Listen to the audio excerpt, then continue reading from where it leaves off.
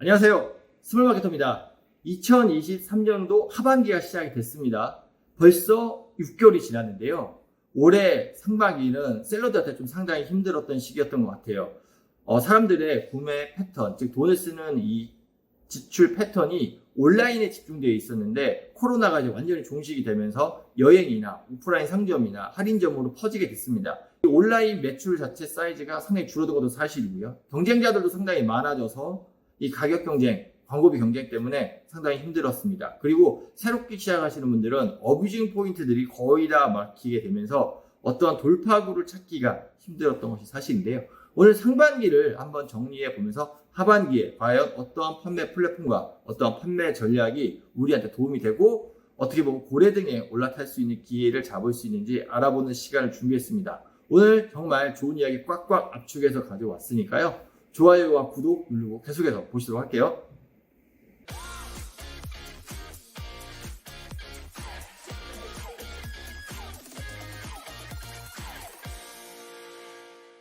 여러분들한테 첫 번째로 말씀드릴 시장은 해외 구매 대행 시장입니다. 여기 보이시는 영상을 제가 올릴 때만 하더라도 제가 상당히 많은 디스랑 욕을 먹었던 걸로 기억을 하는데요. 해외 구매 대행은 중국 구매 대행이랑 브랜드 구매 대행으로 좀 나뉠 수가 있겠죠. 제가 그때 이 영상을 올릴 때만 하더라도 알리 때문에 올렸었는데 영상의 핵심 내용은 단순히 긁어오는 판매 방식은 이제 안 된다라는 걸 말씀을 드렸어요. 그때 저를 공격하셨던 분들도 지금 올리는 영상들이나 콘텐츠들을 보면 대부분 반자동, 즉 수동을 많이들 이야기를 하고 계시더라고요. 이거는 당연히 그렇게 될 수밖에 없는 구조를 가지고 있습니다. 올해 상반기 때문에 그런 게 아니라 정말로 많은 분들이 중국 구매 대행을 시작을 하셨고 무차별적으로 알리나 1688에 있는 물건들을 그대로 긁어서 번역도 하지 않고 올리는 방법들을 하셨어요. 이게 소규모 인원이 할 때는 괜찮았지만 한 달에 1000명, 몇천 명 이렇게 정말 많은 수가 늘어나다 보면은 남들하고 똑같은 물건을 내가 팔고 있고 가격 경쟁만 하게 되는 그런 상황이 됩니다. 그리고 다시 지우고 다시 올리는 일을 반복을 하죠. 이렇게 되면은 누군가는 상품명을 바꾸고 썸네일을 바꾸고 상세 페이지를 번역해서 올리는 작업들을 하면서 상위 노출이 되고 거기서 판매량이 붙으면서 매출이 많이 올라가는 경험을 하게 돼요. 그러면 다른 경쟁자들도 그걸 보고 있기 때문에 이 사람의 방법을 점차 따라갑니다. 즉 남들과 다르게 파는 방법을 찾지 못한다라고 하면은 남들하고 똑같이 물건을 팔 때는 결코 남들을 이길 수가 없어요. 해외 구매 대행에서 지금 반자동으로 넘어왔는데요. 이 영상에서 제가 하나 더 추가로 말씀드린 게 있을 겁니다. 아마 기억하실지 모르겠지만 국내에 있는 물건을 알리로 가는 방법을 좀 찾아야 된다. 우리가 똑같이 팔면 안 된다라고 얘기를 드린 적이 있어요. 그런데 알리는 중국 사람만 등록할 수 있게 되어 있고 지금 보시면 이제 Q10이나 동남아 판매 플랫폼들로 매출을 많이 내는 콘텐츠들이 올라오고 있습니다. 이런 분들은 어떻게 보면 남들과 이 생각의 방향을 바꿔서 우리의 물건을 밖으로 들고 나간 거죠. 해외로 들고 나가서 판매하는 방식을 고려하시는 게 좋을 것 같습니다. 그 다음은 이제 브랜드 구매 대행을 봐야 되겠죠. 브랜드 구매 대행은 저는 상당히 좋아하는 방법이고 최근엔 저도 이걸 배워서 저희 와이프한테 부업으로 알려주고 싶어요. 그래서 이거를 좀 준비하고 있는데 브랜드 구매 대행은 소싱처 자체, 그 자체가 경쟁력이기 때문입니다. 남들이 알지 못하는 나만의 소싱처를 찾는다라고 하면 거기서 가져오는 물건은 꾸준히 경쟁력을 가질 수밖에 없어요.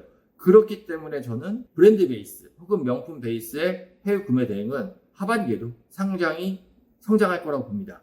제가 보는 해외 구매 대행 하반기 시장은 단순히 그냥 등록하는 것은 점점 더 쇠락의 길을 거둘 것이고 남들과 다르게 반자동이든 수동이든 물건을 찾아내서 등록을 하고 거기에 조금 더 욕심을 낸다라고 하면은 브랜드 검색 광고나 키워드 광고를 약간만 클릭당 한 100원 정도에서 200원 정도만 붙여준다라고 하면 남들과 다른 매출 향상을 기대할 수가 있을 겁니다. 두 번째는 위탁 판매 시장입니다. 위탁 판매는 지금까지 참 이야기들도 많았고 많은 분들이 진행했던 판매 방식입니다. 돈을 많이 벌려고 하면 위탁 판매를 잘해야 된다고 할 수 있을 만큼 이 위탁 판매는 상당히 매력적인 시장이에요. 그런데 저는 위탁 판매에 대해서 특히 단순히 도매국에 있는 물건을 가져다가 올리는 혹은 도매매 사이트 이런 데에서 단순히 올리는 판매 방식은 그동안 상당히 안 좋다, 나쁜 방법이다라고 여러분들한테 이야기를 들었습니다. 그런데 올해 상반기를 살펴보면서 상당히 독특한 현상이 나타나기 시작을 했어요.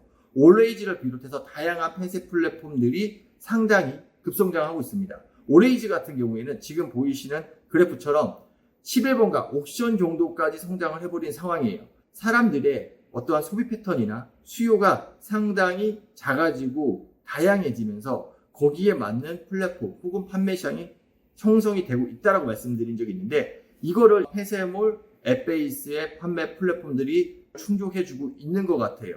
이러한 판매 플랫폼들의 특징이 있습니다. 가격 비교에 노출되지 않아요. 그렇기 때문에 도매매나 도매국 같은 도매 사이트에 있는 물건을 등록해도 될 것 같고요. 거기에 썸네일과 상품명만 바꾼다면 아마 여러분들의 물건이 다른 물건이라고 느껴지게 될 겁니다. 그런데 이건 누구나 아는 거예요. 제가 분석을 해보니까 사람들의 구매 패턴이 장바구니화 되고 있습니다. 예전에 우리나라에서 이런 웹 분석을 하다 보면은 장바구니에 물건을 담았다가 결제하는 사람들의 비율이 그렇게 많지가 않았어요. 여러 개를 한 번에 구매하는 그러한 패턴들이 발생을 하면서 장바구니 구매 형태의 비율이 상당히 높아지는 것 같습니다. 내가 11번가나 스마트 스토어가 가격이 싼 걸 알아. 하지만 장바구니에 분리해서 거기서 또 결제하고 여기서 결제하는 것 자체가 상당히 귀찮아. 한 1, 2천 원 차이면 그냥 다양한 할인 혜택이 있는 한 개의 플랫폼에서 구매를 하는 패턴들이 많이 나오고 있는 것 같아요. 그리고 셀러들을 인터뷰해보면 정말로 도매매 사이트나 도매국 사이트에 있는 물건을 가져다가 약간만 가공을 해도 매출이 올라오고 있다고 합니다. 하반기에 위탁 판매에 관심이 생기신 분들이라면 폐쇄몰들에 들어가서 상품 구조를 좀 살펴보시고, 여기에 아직 입점되지 않은 쿠팡의 인기 상품, 네이버 베스트백의 인기 상품을 입점을 시키시는 방법들을 좀 고민하시면 좋을 것 같습니다. 세 번째는 소규모 브랜드 시장입니다. 제가 유튜브를 한 4년 정도 운영하다 보니까 이 구독자분들이랑 아주 오랫동안 교류를 한 경험이 많아요. 그래서 처음에 다양한 수익 모델을 하다가 이제는 브랜드까지 만드신 분들이 많이 있는데요. 이분들이 소규모 브랜드를 만들고 여기에다가 온 에너지를 쏟는 이유는 단 하나입니다. 내가 내 물건을 내가 팔고 싶은 곳에서 내가 팔고 싶은 가격에 팔겠다. 그리고 더 이상 메뚜기처럼 여기저기 옮겨 다니기 싫다라고 말씀하십니다. 이 소규모 브랜드라 하더라도 투자되는 비용이 상당히 있기 때문에 당장 참여하라고 말씀을 드리고 싶지 않아요. 앞부분에 말씀드렸던 해외 구매 대행이나 위탁 판매나 다른 수익 모델을 가지고 있는 상태에서 소규모 브랜드 시장으로 들어오시면 상당히 좋을 것 같습니다. 이 소규모 브랜드 시장을 통해서 돈을 얼마나 벌 수 있을까라는 고민들을 많이 했어요. 좋은 영역들은 다 대형 브랜드들이 잡고 있기 때문이었습니다.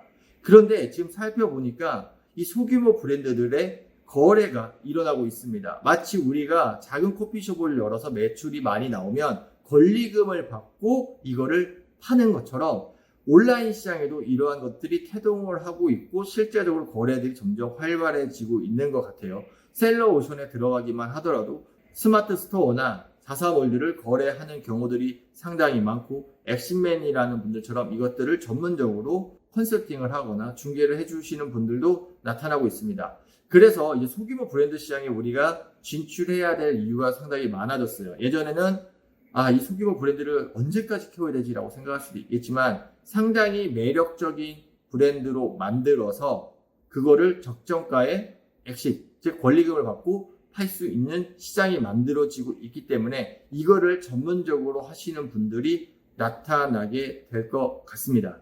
그래서 만약에 여러분들이 지금 위탁이나 해고대로 어느 정도의 매출 사이즈를 만들었다면 소규모 브랜드 시장으로 넘어오시기에는 하반기가 상당히 좋고, 지금처럼 이 시장 자체가 세분화되고 이 세분화된 시장에 딱딱 맞는 판매 플랫폼들이 여러 개가 생겨나고 있는 지금이 어떻게 보면 소규모 브랜드를 만들어서 우리만의 영역을 정확히 만들 수 있는 기회라고 생각을 합니다. 지금까지 해외 구매 대행, 위탁 판매, 그다음 소규모 브랜드 시장까지 한번 점검을 해드렸어요. 제가 보는 하반기는 아마 상반기보다는 조금 더 경쟁이 치열해지지는 않을 것이다. 한 이 정도의 경쟁이 유지가 쭉 되겠지만 여기서 사업적 체력, 여러 가지가 있겠죠. 정신적인 것도 있을 거고 금전적인 체력도 분명히 있을 겁니다. 사업적 체력이 약한 분들부터 점점 이탈이 발생을 해서 내년 초나 내년 중반부에는 이렇게 이탈된 분들의 빈틈을, 이 빈 공간을 기존 사업자들이 장악하게 되면서 참았던 분들이 매출을 많이 올릴 수 있는 시기가 될 수 있을 것 같아요. 하반기에는 여러분들이 계속적으로 생각하셔야 되는 게 남들과 다르게 파는 것을 꾸준히 연구를 하셔야 됩니다. 입에 닳도록 제가 말씀드리고 있지만 여러분들이 트래픽을 만드는 사람이 되셔야 돼요. 그리고 두 번째는 상세 페이지든 썸네일이든 상품명이든 남들과 다르게 파는 방법, 남들과 다른 장소에서 파는 방법들을 꾸준히 연구를 하셔야 됩니다. 저도 여러분들한테 작년 이맘때 올레이즈를 추천해 드렸지만 올레이즈가 이렇게 급성장할지는 몰랐어요. 그리고 제이슨들이나 기타 등등 다양한 폐쇄물들이 있는데 이 폐쇄물들의 트래픽들도 상당히 많이 올라가고 있는 것으로 보입니다. 꼭 스마트 스토어나 쿠팡에 전념하지 마시고 로켓이나 Z에만 전념하지 마시고 어디로 트래픽이 흐르는지를 꼼꼼히 체크하고 보신다면 여러분들이 어느 시장을 진출해서 남들과 다르게 팔아야 되는지 알 수가 있을 거예요. 그리고 추가적으로 여러분들한테 드리고 싶은 말씀은 한 가지 판매 방법에 집중하는 게 좀 위험할 수 있는 시기가 되고 있다는 겁니다. 워낙 요즘에 온라인 이 판매 플랫폼들의 변화가 심하고 로직의 변화가 심하기 때문에 한 가지 방법으로 매출이 많이 나고 있다 하더라도 이게 꺾어지면 한 번에 무너지는 경우들이 상당히 많아요. 그래서 위탁이랑 소규모 브랜드, 위탁이랑 해구대, 아니면 해구대랑 소규모 브랜드처럼 몇 가지 판매 방식을 묶어서 돈이 들어오는 이 파이프라인을 좀 안정적으로 하나가 무너져도 다른 거가 받쳐줄 수 있는 구조로 만드시는 것을 추천을 드립니다. 이래야 하반기랑 내년 상반기가 계속적으로 불경기가 유지가 된다 하더라도 여러분의 사업적 체력이 있지 않고 굳건히 버틸 수 있기 때문에 남들보다 더 멀리 갈 수 있고 마지막에 더 많은 시장을 먹을 수 있는 포식자가 될 수가 있습니다. 오늘 2023년도 상반기를 한번 정리하고 하반기가 어떻게 변화될 건지에 대해서 말씀을 드렸습니다. 온라인 셀러 시장에서 남들과 다르게 팔고 내가 트래픽을 만들고 브랜드가 있다면 여러분들은 어떠한 불경기가 와도 절대 흔들리지 않을 겁니다. 올 하반기도 여러분들 힘을 내시고 구독과 좋아요가 좋은 영상 만드는 힘이 됩니다. 그러면 다음에 또 뵙겠습니다.